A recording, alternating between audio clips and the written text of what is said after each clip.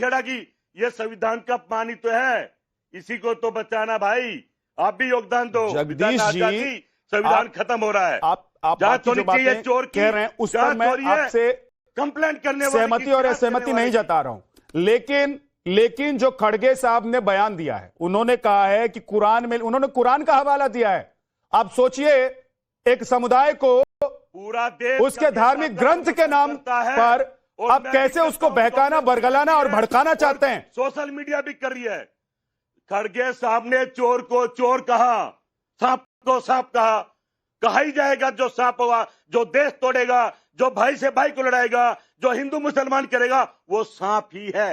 ये जो बयान है जगदीश जी, ये जो बयान है, और इनको कि नमाज छोड़कर लोकतंत्र संविधान के लिए पहले आप आरएसएस और बीजेपी को खत्म कर दीजिए, दिखे तो, क्योंकि वो जहरीले सांप है। देखिए, नमाज ये देश कौन तोड़ रहा है? की पूजा छोड़कर ये नफरत कौन फैला रहा है? मतलब देश, ये दंगा फैलाने की कोशिश कौन कर रहा है? अरे सरकार हिंदू मुसलमानों को लड़ाने की कोशिश कौन कर रहा है? कौन कर रहा है? कौन कर रहा है हिंदू मुसलमान? बताइए, कौन है जहरीले सांप? कौन झंडा नहीं फहराते देश का? कौन युद्ध में नहीं जाते? कच्छाधारी कोई देखा फौज में? नहीं मिलेगा, क्योंकि ये जहरीले सांप हैं और इनको कुचलना बहुत जरूरी है लोकतंत्र और संविधान के लिए। आज नहीं तो कल भाई आप भी बोलोगे। जगदीश जी, मैं तो ये पूछ रहा हूं कि अगर कांग्रेस कहती है कि वो सेक्युलर पार्टी है, अगर राहुल गांधी हाथ में लाल किताब लेकर घूमते हैं संविधान की और कहते हैं कि देश में संविधान खत्म हो रहा है, अगर आप लोग कहते हैं कि देश में लोकतंत्र खत्म हो रहा है, तो आपका जो ये बयान है, कांग्रेस पार्टी के राष्ट्रीय अध्यक्ष का जो ये बयान है, ये क्या सेक्युलर बयान है? आप लोग राम और राम मंदिर को धार्मिक मसला मानते हैं, आप लोग इफ्तार और नमाज को क्या राजनीतिक मसला मानते हैं? विद्यानाथ भाई, हमारा संविधान विद्यानाथ भाई, हमारा संविधान ये कहता है, अगर कोई कंप्लेंट करा, जांच चोर की होनी चाहिए। या पवन खेड़ा की कंप्लेंट हो रही, संविधान रहेगा। पवन खेड़ा पर आपकी सुई अटकी हुई है। आपके राष्ट्रीय अध्यक्ष एक पूरे समुदाय को भड़का रहे हैं और अटकी नहीं है, जहर फैला रहे हैं। संविधान की बात कर रहा हूं, संविधान की बात कर रहा हूं। संविधान कहां है? हमारा संविधान कहता है कि तो संविधान ये है, संविधान ये है कि विरोधी पार्टी के लोगों को मार दो, खत्म कर दो, ये संविधान है।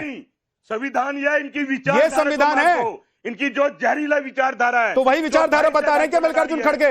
जो आपकी विचारधारा, जो कांग्रेस की विचारधारा है, ट्रंप की हकरीवी रख रही है, वही विचारधारा मल्लिकार्जुन खड़गे बता रहे हैं, जो आप लोगों की है, जो कांग्रेस की विचारधारा है, लोगों के खिलाफ काम कर रहा है। जगदीश जी, सीधा सीधा सवाल पूछ रहा हूं, जवाब दीजिए। लोगों के लिए क्या मल्लिकार्जुन खड़गे जो बता रहे हैं वो कांग्रेस की विचारधारा नहीं है तो क्या है? फिर क्यों वो जहर उगल रहे हैं? उनके जहरीले बयान का क्या मतलब है? भाई, मल्लिकार्जुन खड़गे ये बता रहे हैं, चोरों को पकड़ो, चोरों को मारो, जो झंडा न फहराए उसको खत्म करो, ये संविधान कहता है। अब निजेश अवस्थी जी, लेना आ गए। आपने क्यों मीसा पर नहीं बोला जब 2016 में उत्तर प्रदेश में उन्होंने कांग्रेस को अगर देश में लोकतंत्र ये है कि बीजेपी कहे कि कांग्रेस को खत्म कर दो और कांग्रेस कहे कि बीजेपी को खत्म कर दो, आरएसएस को खत्म कर दो, बोलने तक तो ठीक भी है, लेकिन आप एक धार्मिक ग्रंथ का हवाला देते हुए, एक समुदाय विशेष को संबोधित करते हुए, जहरीले सांप का उदाहरण देते हुए जब ये कहते हैं, तो आपकी ये मानसिकता सिर्फ वाणी में है या ये विचारधारा उस पार्टी की है जो पार्टी दशकों पुरानी है, जो पार्टी कहती है कि हमारी परंपरा तो देश को आजाद कराने से पहले से चली आ रही है? विद्यानाथ जी, जहां तक एक किसी पर यह कहना कि उसके खिलाफ संघर्ष करिए, उसकी गलत बातों का एक्सपोज करिए, उसके खिलाफ आवाज उठाइए, इसमें बिल्कुल सही बात है, इसमें कोई दिक्कत नहीं है। एक राजनीतिक पार्टी दूसरी पार्टी के विरुद्ध में ऐसे आरोप भी लगाती है और जनता से आह्वान भी करती है। महत्वपूर्ण बात यह है कि उन्होंने कहा कि अगर आप नमाज भी पढ़ रहे हो, ये तमाम, अब आप ये पूरा हिंदुस्तान का मीडिया और तमाम राजनीतिक पंडित देख लें कि ये हिंदू मुस्लिम किसने किया। अगर नाग और सांप है तो नाग और सांप तो हिंदुओं के लिए भी होंगे, तो सिर्फ मुसलमानों के लिए क्यों कहा कि अगर आप नमाज भी पढ़ रहे हो तो उस समय नमाज छोड़ करके इनको मारना? यह है मूलतः विचारधारा कांग्रेस की, इस पर ध्यान देना चाहिए, ये अंडरलाइन करने लायक है। लगातार पिछले 70-75 वर्षों से, आजादी के बाद से जिस तरीके से, और आजादी के पहले भी आप देखें कि जिसके कारण बंटवारा हुआ, जिस तरीके की राजनीति की गई है यहाँ पर, एक अब समुदाय को दूसरे समुदाय से डराने की बात जिस तरीके से कांग्रेस ने कही, ये उस भय को दिखा करके सत्ता प्राप्त करना और सत्ता का लोभ लेना, सत्ता का लाभ लेना, ये कांग्रेस की लगातार विचारधारा रही है और कोई विचारधारा नहीं। कांग्रेस मुक्त भारत की बात आपने कहा ना, अरे कांग्रेस मुक्त कांग्रेसी मुक्त नहीं, एक विचारधारा से मुक्त होकर के, जो वो विचारधारा जो इस तरीके से सांप्रदायिक बात करती है, जो लगातार भ्रष्टाचार करती है, जो इस तरीके के देश विरोधी कामों में लिप्त रहती है, जो सेना के खिलाफ बोलती है, ओपी नहीं दिया, जनरल मानेक शाह को पेंशन तक नहीं दी, वो फील्ड मार्शल जिन्होंने 1971 की लड़ाई में विजय दिलाई थी, मृत्यु के तक उनको मिले नहीं, उनको पेंशन तक नहीं मिली। तो ये उस कांग्रेसी विचारधारा का है। यहाँ बैठे लोग बताएं ना कि ये सांप्रदायिक है कि नहीं है। जब कांग्रेस का और जमीन चोरों और मैं विद्यानाथ जी, मैं किसी के बीच में बोलता नहीं हूँ, ये लगातार बोल रहे थे, ये लगातार बोल, मैं कहता हूँ, सचमुच कहता हूँ, जिन्होंने संपत्तियों पर, सरकारी संपत्तियों पर कब्जा कर रखा है, दिल्ली जैसी जगहों पर जमीनों पर कब्जा कर रखा है, उनके खिलाफ जरूर होना चाहिए। मुझे मालूम है दर्द होगा, लोगों को दर्द होगा, सरकारी संपत्ति पर कब्जा छुड़ाने के लिए दर्द तो होगा जिसने कब्जा कर रखा है, इसमें बिल्कुल निश्चित रूप से होगा।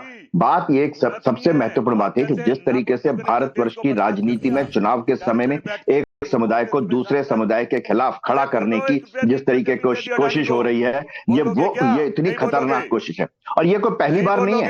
ये लगातार, आप अगर कांग्रेस के इतिहास को देख लें तो कांग्रेस के इतिहास में लगातार इस बात को देखेंगे कि किस तरीके से उसने मुसलमानों को एक दूसरे हिंदुओं के खिलाफ भड़का करके, ये सिर्फ आरएसएस और बीजेपी के खिलाफ नहीं भड़काया, ये मुसलमानों को, मुस्लिम समुदाय को हिंदू भड़काया। विद्यानाथ जी 10 सेकंड और लूंगा, लेकिन मैं एक बात बता दूं विद्यानाथ जी, खड़गे साहब को और कांग्रेस को ये मालूम होना चाहिए कि भारत का मुसलमान जो है वो उन मदनी जैसे लोगों का प्रतिनिधित्व नहीं करते, उनका प्रतिनिधित्व करता है इकबाल अंसारी।